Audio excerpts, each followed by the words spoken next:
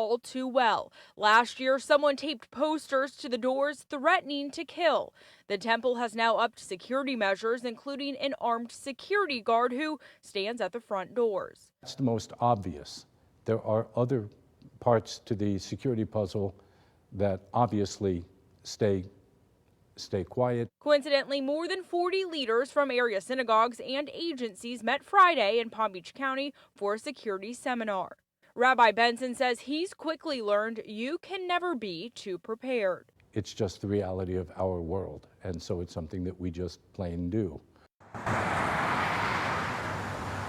As for Christ Fellowship here behind me, they wouldn't comment further on the type of security they have in place, but they did tell me they are grateful for the support of the Palm Beach Gardens Police Department. Live right now in Palm Beach Gardens, Jillian Idle, WPTV News Channel 5. Just in, the White House announces it is sending troops to Saudi Arabia. President Trump is blaming Tehran for attacks on Saudi oil facilities, calling it a, quote, dramatic escalation of Iranian aggression. The airstrike last weekend took out nearly half of Saudi's oil production.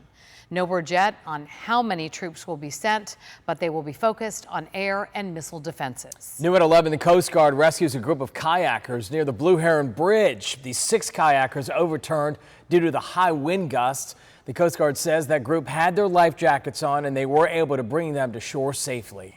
Students taking to the streets across the country, including right here in South Florida. Immediate action is needed to fight the climate crisis. That's their message. They started in Rosemary Square and marched to Trinity Park this evening. This crowd joining the millions across the United States and 150 countries around the world, all sharing the same message. Urgent action is needed to protect the planet, and they're calling for an end to fossil fuels. IPCC report warns that we only have until 2030 to change the way that we live, produce, and consume. Just think about future generations. They should deserve to live on this earth a lot longer, and there's so much more to work towards. Organizers say this is just the beginning, and they plan to hold more events in the coming months. Tomorrow is the International Coastal Cleanup. It's considered the world's largest one-day volunteer cleanup for the marine environment. From the Treasure Coast to the Palm Beaches, there are a number of locations for Saturday's event. To sign up, find out more on WPTV.com/protectingparadise. Happening right now on roads throughout Palm Beach County, law enforcement is on the lookout for drunk drivers. PBSO deputies and police officers are patrolling main roadways between Delray Beach and Jupiter. This DUI saturation patrol lasts until 3 a.m. Some scary moments for shoppers when a man drove an SUV right through the middle of a mall in Chicago. Police say he drove through a store entrance, then hit several other stores and kiosks. Panicked shoppers ran inside the stores for safety or tried to escape through the exits. The man was eventually taken into custody. There were no reports of any serious injuries. At this hour, police are not commenting on a possible motive. Right now, construction work begins in downtown West Palm Beach. Drivers could run into some issues. Banyan Boulevard is closed at Tamarind. We're told crews are doing repair work near the Tri-Rail station. The road is expected to reopen next Wednesday morning. You can take Okeechobee Boulevard as an alternate route. 3 out of 4 car seats are installed improperly. Well, this weekend you can have your child's safety seat checked for free. This event is tomorrow at Cleveland Clinic Martin North Hospital in downtown Stuart, and it runs from 10 to 2.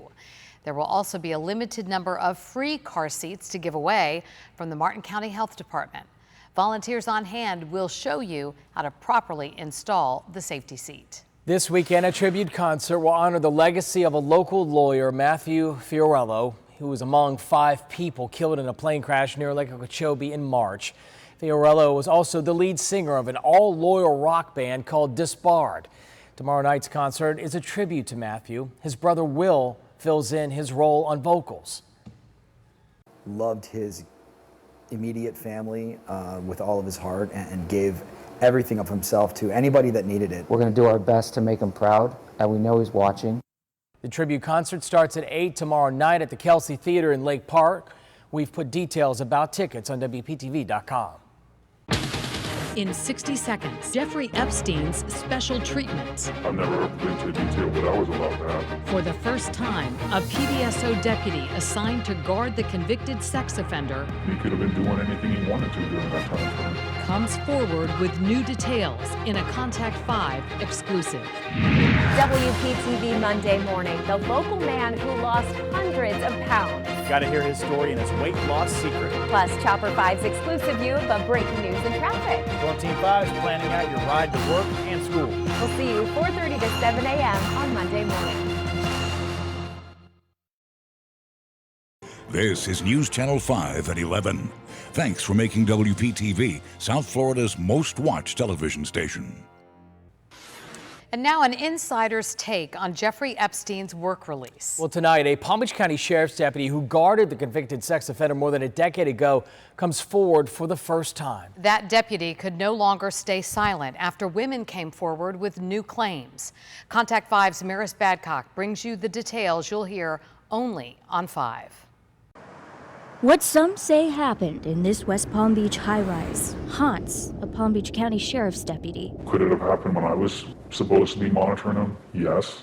Yeah, that kind of tugs at your heartstrings. This is the first deputy to come forward to the media with information about Epstein's time under PBSO's watch. Why are you doing this interview anonymously? Because I've seen it firsthand, the sheriff's office is very vindictive. This deputy was one of dozens in charge of guarding convicted sex offender Jeffrey Epstein while he was out on work release in 2008. So he was cordial, but in the back of my mind, I know why he was there. I knew he was a convicted sex offender. The deputy says the difference in Epstein's work detail was in the details themselves.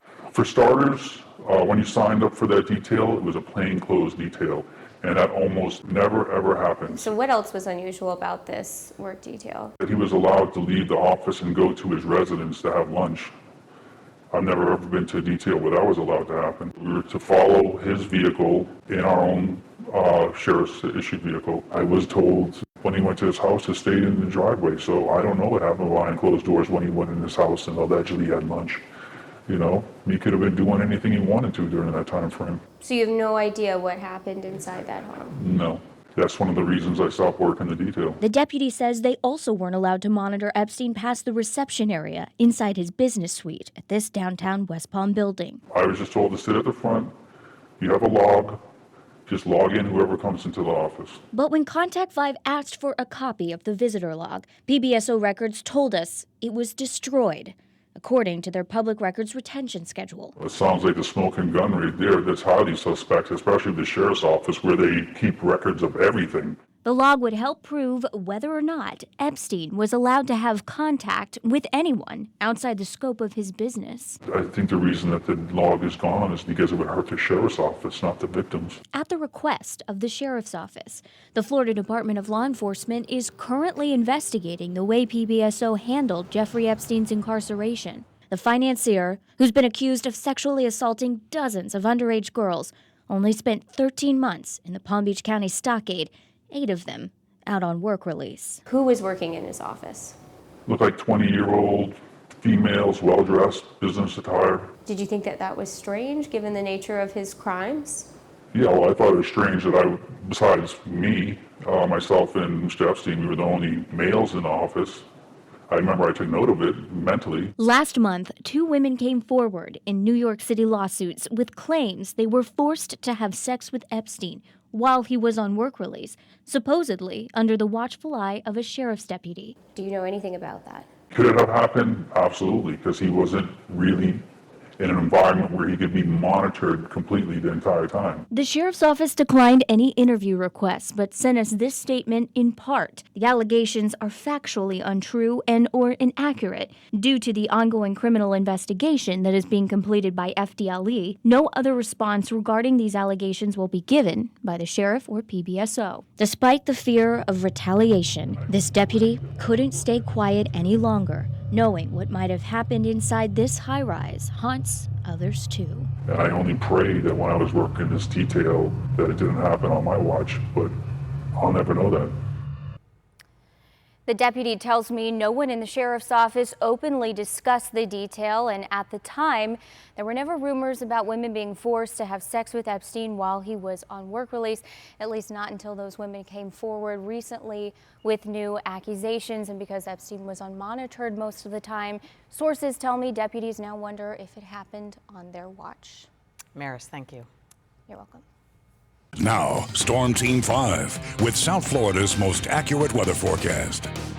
Very windy out there, and this windy weather will continue. Straight onshore wind here out of the east, 21 or so. We're still gusting 31 miles an hour in the last, 15 minutes or so, up to 31 miles per hour. And we're going to continue that. Look what it's doing to the ocean, though. 10 to 11 feet on the outer buoys there, and 8 to 9 feet or so on the closer in buoy there at Fort Pierce. And we're looking at Lake Worth Pier there, gusting at 33, and also pretty much 20s and 30s up and down the coastline. So what that means is a small craft advisory, a high surf advisory, and a high risk for rip currents, and that's going to be all weekend long. That's going to happen. We're not going to calm these winds down and seas down until about the middle of next week. It also blows in a couple of showers, and you see a few of them here in central Palm Beach County. Very, very fast moving. They don't dump a whole lot of rain, but you get a little bit from it to wet the lawn. You have some heading towards Wellington right now and western West Palm. Temperatures right now hovering around 80 degrees. Hour by hour forecast here for tomorrow. Just it's kind of the same deal. A passing shower, peaks of sunshine in between, high temperatures, mid 80s. It's going to be very windy out there once again. So the heat, not a big issue, and it'll be a little bit more humid tomorrow before we're going to push that humidity down a little bit towards the middle of the week. I'll show you that in a minute. First, here's the showers. A couple of them blowing through from time to time. I think the heavy rain potential farther down to the south.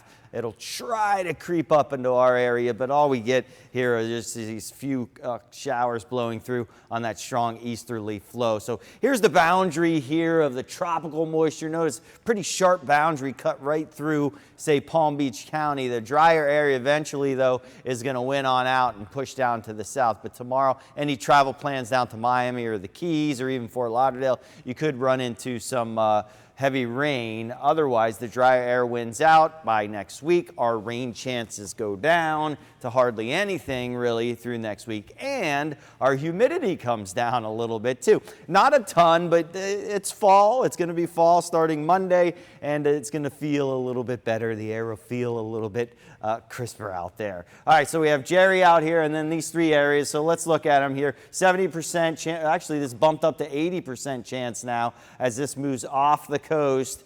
And we're going to see a 40%. These two should be 240% there for this next one. But I don't think it's going to make it terribly past the Caribbean, and it may actually interact with Jerry up here and maybe absorbed by that a little bit later. This one just persisting here just south of Dominican Republic and Haiti. So here's Jerry, the 11 o'clock advisory, 80-mile-per-hour winds, expected to maintain hurricane strength, bang that right, head towards Bermuda where they could see, again, a hurricane-force winds in their area. Boating forecast for us, a small craft advisory. Again, it's very, very rough out there. Mid-80s for highs the next several days. That's a few degrees below normal. Fall begins on Monday and we'll get less humid mid to late week.